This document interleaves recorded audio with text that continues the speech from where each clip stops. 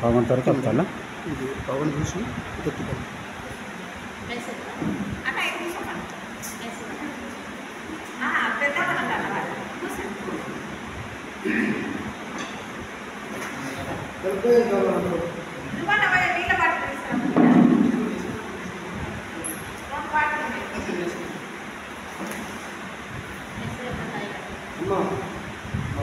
చాలా సంతోషం. దేవుడి సన్నిధిలో ప్రియమైన దేవుని కుటుంబంగా అక్క ఏజాశ్రయ్య గారు సత్యం గారు ప్రియమైన వందనాలు. ఎందుకంటే వారు దేవుని పరిచయంలో ప్రయాసపడతా ఉన్నారు. నాకు దగ్గర 2 సంవత్సరాల నుండి పరిచయం అయ్యారు. మొన్ననే పరిచయం అయ్యారు తీసుకున్నాను. తర్వాత ఇలా ఆత్మీయంగా మేము కొన్ని విషయాలు మేము పంచుకుంటాం. ప్రార్థనలు కానీ కొన్ని వాక్యం సంబంధంగా పంచుకుంటాం అయ్యగానే. ఎందుకంటే ప్రతి కుటుంబంగా దేవుడి కుటుంబాన్ని బలపరిచాడు. సత్యం గారు కూడా ఎంతో ప్రయాసపడతా ఉంది దేవుని పరిచయంలో. చక్కని సంతానం రత్నకుమారి బీటెక్ చదువుతా ఉంది, కుమారుడు బీటెక్ చదువుతా ఉన్నారు. అంతా దేవుని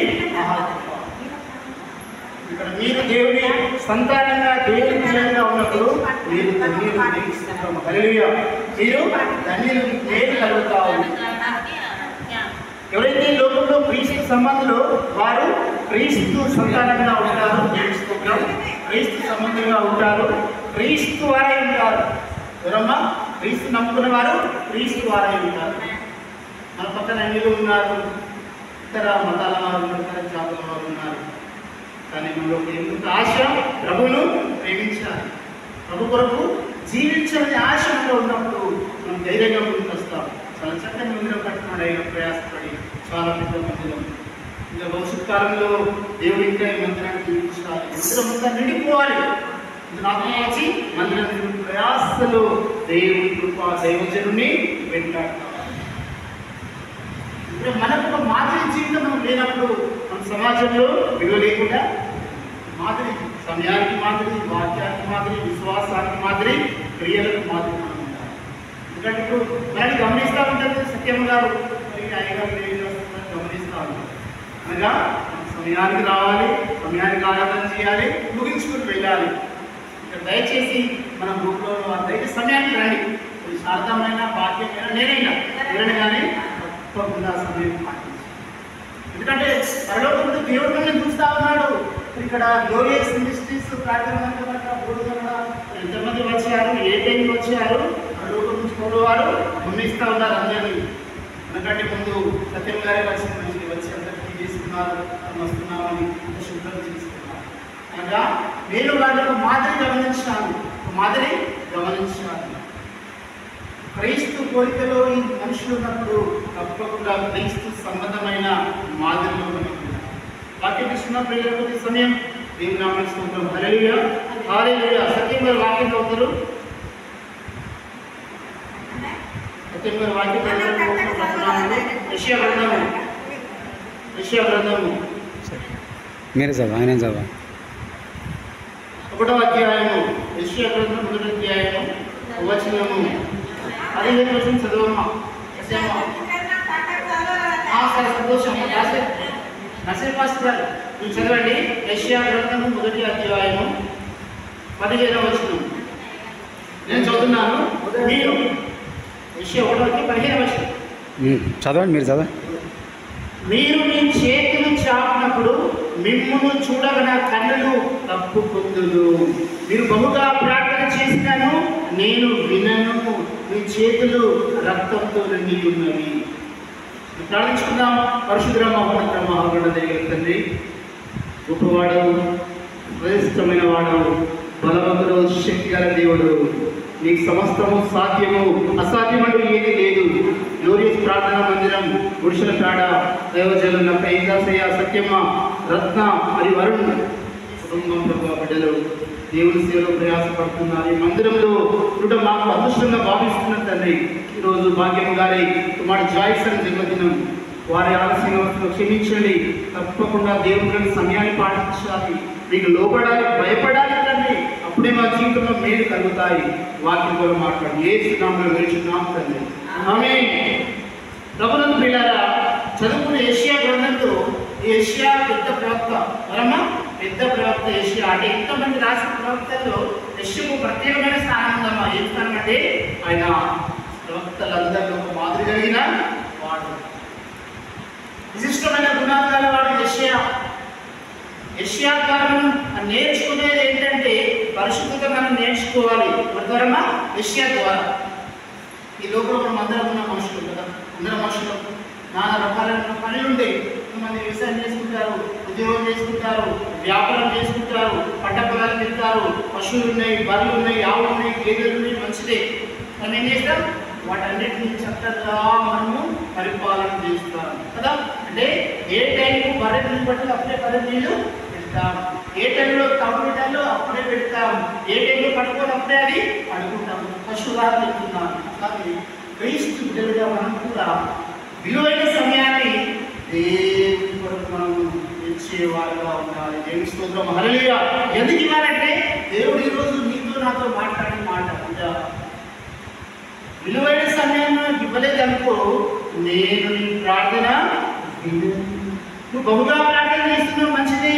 ఎలాగైనా చేతులు రక్తంతో కూడుకున్నాయి అనగా చేతుల్లో శక్తి లేదు, చేతుల్లో ప్రార్థన చేస్తున్నా మంచిదే, ఇక పట్టుకున్నా మంచిదే, చప్పట్లు కొడుతున్నా మంచిదే. కానీ ఈ అంతరంగంలో దూరంగా అవునమ్మా, అంతరంగం దూరంగా ఉంది. ఇక్కడ కూర్చున్నా మంచిదే, చక్కటి మందిరంలో కూర్చున్నాం, కానీ మన ఆలోచన ఎక్కడికో వెళ్తా ఉంది, ఇంటికి వెళ్తా ఉంది, అక్కడికి వెళ్తా ఉంది, మన కుటుంబాల దగ్గరికి వెళ్తా ఉంది, బిడ్డ దగ్గరికి వెళ్తా ఉంది, కొడుకు దగ్గరికి వెళ్తా ఉంది. ఎందుకంటే మనుషులు చంచల గుణం ఉన్నప్పుడు మనుషులు దేవుడు ఇష్టపడే దేవుడు కాదు. మనం ఎంత అడిగే చెప్పినా, ఎంత స్తోత్రం చేసిన దేవుడు వినడు వినడు. అంతా ఈరోజు నీవు నేను ఇలా వెళ్ళాలని ఐక్యత కలిగి ఇట్ల గ్రంథం 133వ అధ్యాయంలో ఒక మాట రాయబడింది. అందరికీ మనకు ఇష్టమైన మాట, సుపరిష్టమైన మాట. 133 మాట చదువు రాస్తారు. గ్రంథం 133 మాట, సహోదరులు ఐక్యత కలిగి నివసించుట ఎంత మేలు, ఎంతో మనోహరము. దేవుడు నమస్కారం, హల్లెలూయా హల్లెలూయా. ఎందుకు ఈ మాట రాయబడింది? మరి ఎందుకు ఈ మాట దేవుడు రాయించాలంటే ఈ యొక్క ఆలోచన దేవుడు కలిగి ఉన్నాడు పిల్లల, ఒక తలంపు దేవుడు కలిగి ఉన్నాడు. ఏంటా తలంపమ్మా? ఐక్యత కలిగి ఉండాలి పిల్లల. అనగా ఒకరితో ఒకరు సంబంధం కలిగి ఉండాలి, ఒకరితో ఒకరు బాంధవ్యం కలిగి ఉండాలి, ఒక బంధుత్వం కలిగి ఉండాలి. ఎలా యేసుక్రీస్తు బంధుత్వంలో వెళ్తావు అంటే నీ హృదయం దేవుడికి సంపూర్ణంగా సమర్పించుకున్నావు, నీ ఆలోచన దేవుడికి సంపూర్తిగా సమర్పించుకున్నప్పుడు, నీ ఉద్దేశాలు దేవుడి చిత్తానుసారంగా నీ జీవితంలో జరిగినప్పుడు నీవు దేవుడు వేరు. ఇంకా నేను అనుకుంటాను, సత్యం గారు ఇక్కడ పరిచయం చేస్తూ ఉన్నారు, వీరు ఎలా ఉన్న సంఘస్థలతో ఒక ఐక్యమత్యంగా ఉన్నారు. ఎలా ఉన్నారమ్మా? ఐక్యమత్యంగా ఉన్నారు. ఇలా వారి బాధలు ఇప్పుడు బాధను పంచుకుంటున్నారు, వారి సంతోషంలో వారి సంతోషాన్ని పంచుకుంటున్నారు. ఇప్పుడు వారు సభలో ఉన్నప్పుడు తోచిన సహాయం కూడా వాళ్ళు చేస్తూ ఉన్నారు.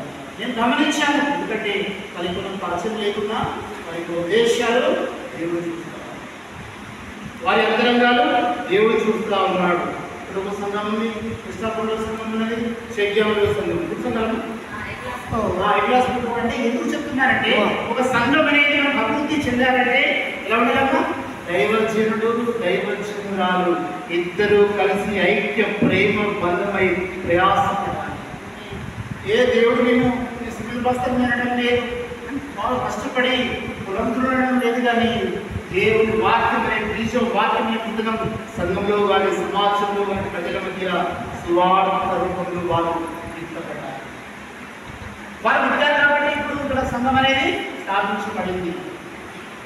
అనేక అన్యజనుల మధ్య వారు వెలుగుతూ ఉన్నారు. వారే కాకుండా క్రైస్తవ కుటుంబం, అయ్యగారి కానీ మగారి కానీ కొడుకే కానీ మాదిరిగా జీవితాలు ఉన్నప్పుడు దేవుని శక్తి పరిశుద్ధాత్మ వారి జీవితంలో ప్రవేశించి వారి ద్వారా గొప్ప కార్యములు చేయ సమర్థులుగా ఉన్నారు. దేవుని గమనిస్తున్నాం. హల్లెలూయా హల్లెలూయా. అందుకని మీరు బహుగా ప్రార్థించిన నేను వినను. దేవుడు ఎలా ప్రార్థించాలి? వాక్యం రాయించిన మనం ఎలా ప్రార్థించాలి? అనగా ఈ మాట కింద లాగబడింది. ఈ చేతులు రక్తంతో నిండి ఉన్నవి. యెషయా 15 మిమ్మల్ని కడుక్కొని శుద్ధి చేసుకుని ఈ దుష్క్రియలు నాకు కనబడకుండా వాడిని తొలగించుకుని కడుక్కోవాలమ్మా. మనం ఏదో సబ్దం కాదు, సంతోష శబ్దం పెట్టుకుని ముఖ్యానికి హృదయం పోవచ్చు కదా, వృద్ధి పోవచ్చు కానీ మళ్ళీ పోవచ్చు కానీ ఈ హృదయం అనేది కొన్ని కాస్ట్లీస్ ఉంటాయి అమ్మా. మన ఇండియాలో తక్కువ, మనం ఫారిన్లో వెళ్తే ఒక్కొక్క సబ్బు 500, 1000 రూపాయలు, 2000 కానీ అది చాలా పర్ఫ్యూమ్ ఉంది, అది చాలా కాస్ట్ ఉంది. అది అంటే పెట్టుకుంటే ఇక్కడ మనుషులు అందులోకి కాస్ట్ వస్తుంది. మనం అందులో ఒక కెమికల్ మలినాన్ని వాళ్ళు చేసి తయారు చేస్తారు. ఈ రోజున క్రీస్తు వాక్య మధురమైన నీలో ఒక విడలాగా ఇక్కడ నిల్చున్నానా చూసేవారంట నిన్ను బట్టి మనం దేవుని బిడ్డలు కలుగుతారు. ఈ మాటలు బట్టి దేవుని బిడ్డలు కలుగుతారు. ఈ ప్రవర్తన బట్టి దేవుని బిడ్డలు కలుగుతారు. ఈ ఉద్దేశం బట్టి దేవుని బిడ్డలు చెప్తారు. ఇకనే దేవుడు మనుషుల నైవేశ్యాన్ని చూసేవాడు. జీవమైన దేవుని అంతరంగాన్ని హృదయాన్ని పరిశీలన చేసినప్పుడు దుష్క్రియ అనగా చెడ్డ క్రియలు లేకుండా మనం చూసుకోవాలి. దేవుని నామమున స్తోత్రం. హల్లెలూయా, హల్లెలూయా. గ్రంథము 103వ అధ్యాయంలో 1 వచనం చదువుకుందాం. అబ్రహాము చదవయ్యా. 103వ అధ్యాయం 1 వచనాలు. నా ప్రాణమా యెహోవాను స్తుతించుము, నా అంతరంగమున్న సమస్తమా ఆయన పరిశుద్ధ నామమును స్తుతించుము. నా ప్రాణమా యెహోవాను స్తుతించుము. ఆయన చేసిన ఉపకారములో దేనిని మరవకుము. ఆయన చేసిన ఉపకారంలో దేనిని మరవకు. ఈ రోజున మన జీవితంలో దేవుడు ఉపకారం చేస్తున్నాడు. ఏంటో ఉపకారం జాయిసన్ మందిరం లేదు కానీ ఇప్పుడు జాయిసన్ బర్త్డే అంటారు. జాయిసన్ జన్మదినం, జాయిసన్ హ్యాపీ బర్త్డే జాయిసన్ ఆలస్యంగా. అంటే ఉపకారం మనిషి జీవితంలో దేవుడు చేయగల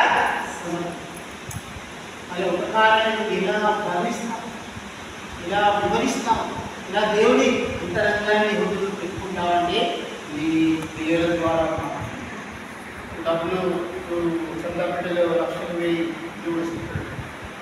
నీ అంతరంగం నీ హృదయము శుద్ధి లేకుండా, దుష్క్రియలు లేకుండా, నీ జీవితంలో మరణం లేకుండా స్వచ్ఛమైన కల్మషం లేని హృదయంతో ఎప్పుడైతే నువ్వు దేవుని సన్నిధిలో పశ్చాత్తాపడి దేవాన్ని పాపను క్షమించమంటాడో అప్పుడు నీ ప్రారంభమైనది కుమారుడా ధైర్యంగా కుమార్తెను ధైర్యంగా ఉండు. ఎందుకంటే నువ్వు దేవుడితో సంబంధం కలిగి ఉన్నావు, దేవుడితో అనుసారించబడ్డావు, దేవుడితో సహవాసం కలిగి ఉన్నావు. మంచివారు మంచివారే, చెడ్డవారు చెడ్డవారు. పౌలువారు అంటున్నాడు, యథార్థత హృదయ ప్రార్థన చేయించుతూ శుభస్కరం అంటారు. శుభస్కరం అంటే దేవుడు ఇష్టపడే